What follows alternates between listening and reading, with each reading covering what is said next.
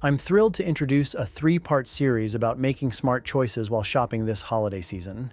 The focus is on selecting real, unprocessed foods.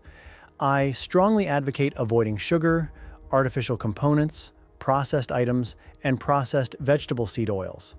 Choose natural, fiber-rich foods instead. This series aims to guide you in healthy shopping. For additional insights, check out the links provided below this video. I hope you find the series informative and beneficial for a healthier shopping experience. Happy holidays, and thank you for tuning in. A typical shopping for a typical family. So I'm going to dive right into it, because what should we be feeding ourselves, and what should we be feeding our families and our children? So, early in the morning we get out of bed and we're going to have breakfast today. If we decide to have breakfast, now remember that if you're on a fasting program, you can skip the breakfast. Breakfast does not necessarily have to be the most important meal of the day. It is not the most important meal of the day. And if you're not hungry, my advice to most people is skip the breakfast. But let's say you are going to have breakfast. So let's take a look at what we've brought over here. Some people start the day with a soda drink. 20 ounces of a soda can have about 10 teaspoons of sugar in it. This is so high in sugar that it's going to cause you a huge rise in your insulin levels, so immediately you're in the storage mode. High concentrations of sugar first thing in the morning is to be avoided. Because the other thing is that the body has a circadian cycle, and in that circadian cycle, you become a little insulin resistant first thing in the morning. So the detrimental effects of sugar are far worse in the morning than in the afternoon, when you are less insulin resistant. So I think this is an absolute no-no for the breakfast. So most people have some coffee and have some tea, and that's fine with me. Coffee is fine. People always ask me about coffee. You can have 2 to 3 cups of coffee a day. It can be caffeinated, decaffeinated, really makes no difference to me. Only people who should avoid coffee are those who are getting palpitations. If they're having arrhythmias, they are not to consume any caffeinated drinks early in the morning. This contains caffeine, so does coffee. So we'll move on from coffee and tea, and then we have milk. So milk for children. Adults in general should not be drinking milk. You can add milk to some of your foods. For example, you can add it to your coffee and your tea, but only children should be drinking milk because they are growing. Once you've grown up, you don't need milk, and I've talked about this on many of my previous videos. Milk is a solid, it's not a liquid, and it has casein, which is a protein which is not very easily digested. Now, unfortunately, it does have vitamin D, and that is good for you, and it also has other sugars in it which are lactose. So we've got to be careful if you're lactose intolerant. So generally speaking, we shouldn't be drinking milk, but if you do, and you can have it with some cereal, but let's look at the cereal now. Now the cereals are a problem in general. They are full of sugar, they're man-made, they're processed, and they're ultra-digestible, and therefore, these are processed foods, which I absolutely don't like. Cereals should be avoided for children and adults. So let's look at this label on this cereal over here. It says that this cereal has 190 calories per serving, and out of that, carbohydrates are 47 grams with an added 11 grams of sugar. So the sugar is added 11 grams. 11 grams of sugar, that means that approximately 44 calories. 44 calories in a serving is coming out of pure added sugar, and the rest is coming from carbohydrates. 47 grams. So 47 times 4. That's almost 90% of all the calories are coming from carbs. This is pure carbohydrate, pure carbs. This is going to stimulate your insulin levels. And once your insulin levels go so high, you're going to go into storage mode. That means no matter what you eat or drink for the next hour or two, you're going to put everything into storage. Your insulin will spike up and stay up. So guess what happens a few hours later? 2 hours later, your insulin level is still high, but it's brought the sugar down. But it takes time for the insulin to come down, so you get what we call reactive hypoglycemia. Your sugar starts tanking. So 2 hours after having a highly sugary drink in the morning or a sugary cereal in the morning, high in carbohydrates and ultra digestible, you're going to have a low sugar. So you start feeling fatigued, tired, you get that low 2 to 3 hours later, and then you're going to want to eat again because you're hungry again. You see these carbohydrates, they don't satiate you. That means you don't feel satisfied.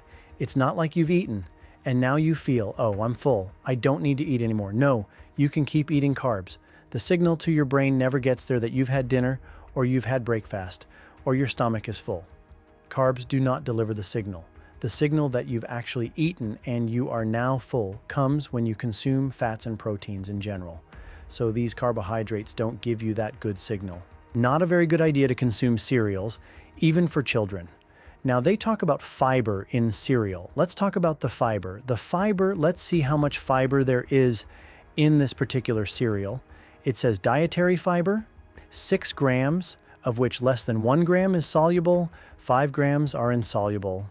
Fiber in general is very good for you. We should be consuming about 30 grams of fiber a day. The average American consumes between 10 and 15. That's it. Now, why is fiber so important? Because we can't digest fiber. Because fiber is important for your bacteria in your gut, so that the fiber goes undigested down to your colon, and then in your colon, the bacteria in your colon digest this fiber. They liberate good nutrients for your benefit into your bloodstream. So you get short-chain fatty acids, you get butyrate, and these cause the intestinal lining to be healthy. So if you don't get leaky gut, it fosters the growth of good bacteria, because those are the bacteria that love fiber, not sugar. Now, of course, if you're consuming a lot of sugar, the bacteria you're going to get in your gut are sugar-loving bacteria. And those are the bad bacteria. You want the bacteria that live on fiber. That's why you need to consume fiber, because you want to invite the growth of a good variety of microbiota or bacteria in your gut. At the same time, you want them to do you a favor because you're housing them in your colon to release good nutritious things for your benefit. That's why fiber is good. Fiber is not good so that you don't get constipated or you have big, bulky bowel movements. Others, you can just go and take Metamucil. No, that will relieve your constipation, but the real reason that you need to be eating a lot of fiber is for the bacteria in your gut. And you need to be eating a variety of fiber. So, as I go through all this here, I will be talking about fiber and the benefits of fiber. Remember, 30 grams. Most of us are half, maybe even less than what we should be consuming. So what happens is the bad bacteria in our gut, and therefore that changes our metabolism. That leads to obesity, metabolic syndrome, cancer. They're all related to your gut bacteria.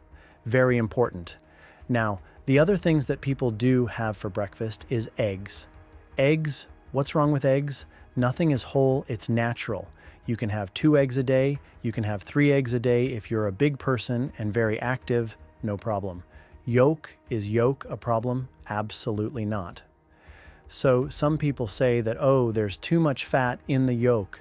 No, the cholesterol that's in the yolk is a fraction compared to the cholesterol your own liver makes for your body. So the cholesterol in there is not a problem. Multiple studies have shown that. And the protein in eggs is very healthy. It's very high quality protein, so eggs are okay. A little bit of cheese. Cheese, if you want to lose weight, then avoid cheese because cheese is very dense in calories. But overall, I don't mind cheese too much, but only a small amount, not too much every day. So we're going to move on. So talking about fiber, here we have apples. Apples in the morning, 1 apple in the morning, extremely beneficial. It's got pectin in it, it's a nice fiber, and it's got lots of nice other fibers as well. It has a little bit of sugar, and because it's not in the form of juice, it's going to be digested slowly into your gut. So because the digestion is slower, your sugar rise is not going to be astronomically high as it is in the form of, let's say, do you have any juice here? Can you pass me one of those juices? So here's a juice. So this particular one is grape juice. So in 1 cup of this juice, how many grapes will I need to actually crush to create that? The answer is about 30 to 40 grapes, and nobody in their mind will be eating 30 to 40 grapes at one time. So what happens is this liquid gets down too quickly, causes a huge insulin rise, huge sugar rise in your body, and you're going to get that insulin burst, you're going to go into storage mode, and then you're going to be hungry within an hour or two again. And there's no signal from this that, hey, I'm full. So the way to consume fruit juice is the fruit itself. No juices, please, for you or your children. No juice. Juice is not a health food. So orange juice is another thing. People think that that's very healthy for the children. It's not. With or without the pulp makes no difference. The sugar content for breakfast, even during the rest of the day, far too high sugar. Eat the fruit. So we have some tangerines here, and these are fantastic. Here we go. That's what you want to do the whole thing. No juice. The fiber that's in here prevents that massive rise in your insulin. Digestion is slower, and your pancreas will not be overwhelmed, and you will feel satiated. You won't get hungry so quickly because you've eaten the real thing, whole foods. This is an example of a whole food. Apple is a whole food. Now, the next thing that I have here is a yogurt that I have.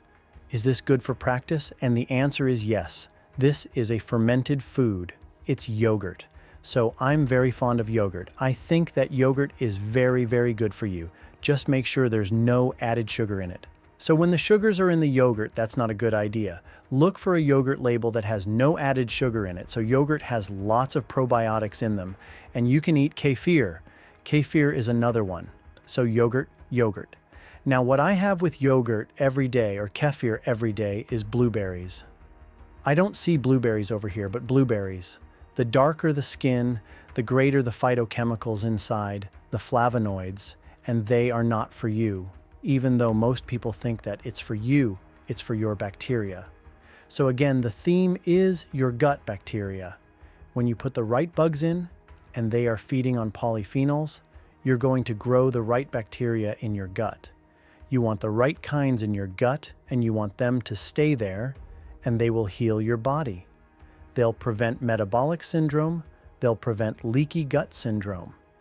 If you get leaky gut, you're going to get chronic inflammatory disease that's related to connective tissue disease, rheumatoid arthritis, diabetes, chronic liver disease, mental fog, vascular disease, coronary artery disease, heart attacks, strokes, high blood pressure, name it. Your gut is the source of your health. So I realized this painfully over the years, seeing my cardiac patients come in and out year after year, and I said that there's something causing the inflammation. And when I would ask my professors, they wouldn't really have a solid answer. And the answer is this ongoing inflammation that's driving the vascular process is coming from your gut. So we've got to take care of our gastrointestinal lining and the kind of bacteria. We have some grapes over here. Grapes should be consumed with the skin, and you can have 5, 6, 7 grapes, but not a whole bowl of grapes because there is a lot of sugar in it. Now, the sugar that is found in fruit is called fructose. The glucose is metabolized all over your body like I've talked about previously. The fructose is only metabolized by one organ, well, predominantly, 99%. One organ, and that's your liver. So when you drink juices, when you eat too much fruit, you're overwhelming your liver. One of the biggest problems we have is fatty liver. Fatty liver is an epidemic of fatty liver. Why? Because the fructose gets converted to fat in your liver. Now you get fatty liver, you're going to be prone to diabetes, inflammation, high blood pressure, uric acid levels go up, joint problems, all sorts of issues. Stay away from excessive fructose. Fructose should be consumed in a normal way with fruit seasonal pretty much around fall so that you store fat that you can use in winter. But we eat fruit throughout the year. Winter never comes, so we just gain weight throughout the year. So nature built it into us. When I went to Alaska, the bears were eating a lot of berries right at the fall, and the berries come out at that time because they have massive amounts of fructose in them, and the fructose changes the metabolism of the bear, and the bear then puts on all that weight. See, nature's teaching us all this. So why are we consuming so much fructose? Today's children, excessive fructose, far too much fructose. It's one of the leading causes of childhood obesity as well.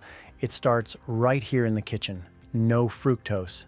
because you're going to get it inevitably in the normal foods that you eat. I sincerely hope you found value in this brief series.